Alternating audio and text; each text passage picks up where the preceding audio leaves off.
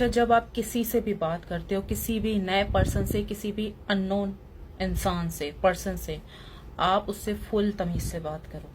क्यों? इसकी वजह बता रही हूँ। जब आप किसी को 100% यानी कि 100% दोगे, फुल तमीज से जब आप बात करोगे, तो इसका फायदा क्या होता है? इससे सामने वाले की औकात का पता चलता है। यानी मैं सबसे तमीज से बात करती हूँ, ठीक है, शुरू में, बाद में डांटती हूँ या उनको कुछ भी कहती हूँ अगर वो अपनी औकात पे आते हैं, बट शुरू में मैं तमीज से बात करती हूँ।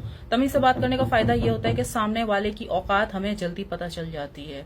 अगर हम सामने वाले को रिस्पेक्ट दे रहे हैं, उनको सर पे बिठा रहे हैं, और वो अगले 5 मिनट में या अगले 2 दिन में या अगले 5 दिन में या अगले 1 साल में अपनी औकात दिखा देता है, तो उसको मैं जूते पे ले आती हूँ। मैं कहती हूँ भाई आ जाओ। जब मैं सर पे बिठाना जानती हूँ तो पैरों में गिराना भी जानती हूँ। इसलिए सबको 100% दे, 100% इज्जत से पेश आए।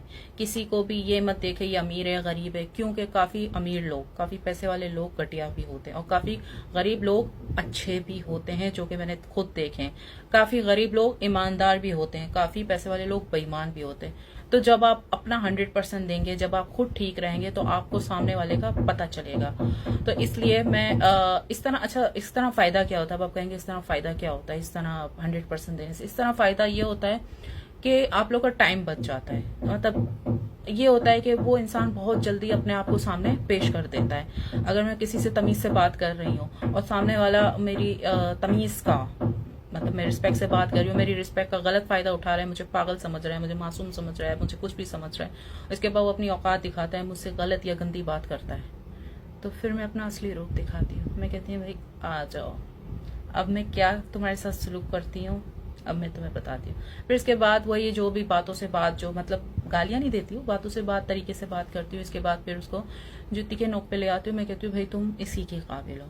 तो पहले हर इंसान को यहाँ बिठाओ।